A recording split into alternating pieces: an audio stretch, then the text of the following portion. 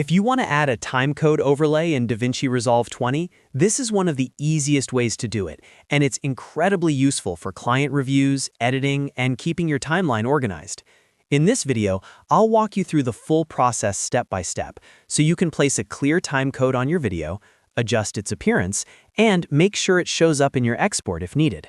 If this tutorial helps you out, go ahead and hit the like button and subscribe for more DaVinci Resolve tips and editing guides. Alright, let's jump right in. First, look at the top navigation bar inside DaVinci Resolve and click the Workspace menu. This menu is where you'll find a number of global interface tools and utility overlays that work across different parts of the program. It's a very important menu because it gives you access to features that are not tied to just one page or one panel. From the Workspace dropdown, select Data Burn-In.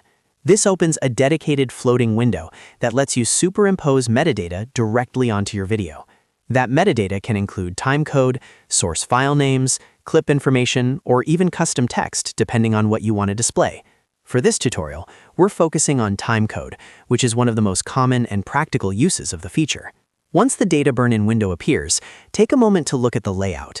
You'll notice that this tool gives you different tabs for project-wide overlays and clip-specific metadata. That's useful because it means you can decide whether you want the overlay to apply across the whole timeline or only to certain clips. For a continuous timecode overlay, the project option is the one you want. Click the Project tab at the top of the Data Burn-In window. Using the project level makes the overlay consistent throughout your entire timeline, so the timecode stays active from start to finish. This is the best choice if you want a stable reference point while editing, reviewing, or sharing a cut with someone else. Now scroll through the list of available metadata fields and locate Record Timecode.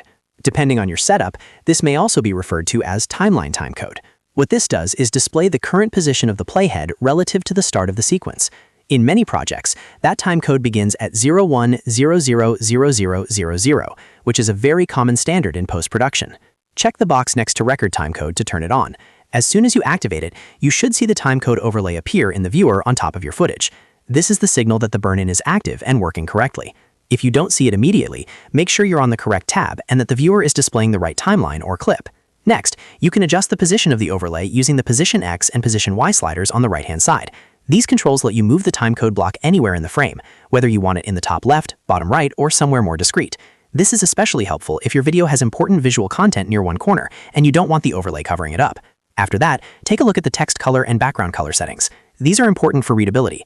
A common choice is white text with a semi-transparent black background, because that gives you strong contrast without distracting too much from the image. If your footage is very bright or very dark, adjusting these colors can make the timecode much easier to read. If the background box feels too bold, you can lower the opacity slider for the background setting. That way, the box becomes less distracting while still helping the digits stand out from the footage. This is a great balance if you want the overlay to remain visible but not overpower the video. Once you're happy with the placement and appearance, close the Data Burn-In window to commit the changes to the project. The overlay itself is non-destructive, which means it doesn't alter your actual footage. It simply appears as an overlay in the viewer, and if enabled in your export settings, it can be included in the final render. Before you export, it's a good idea to check your deliver page settings and make sure the burn-in options are configured the way you want. If you want the timecode visible in the final file, confirm that the relevant data burn-in or burn-in options are enabled. If you only want it for internal review, you can leave it active for editing and disable it before rendering the final version. And that's it. You've now learned how to add a timecode overlay in DaVinci Resolve 20. It's a simple process once you know where to look, and it can save you a lot of time when reviewing edits or sharing projects with others. If this video helped you out, please like the video, subscribe to the channel, and turn on notifications so you don't miss the next DaVinci Resolve tutorial. Thanks for watching, and I'll see you in the next one.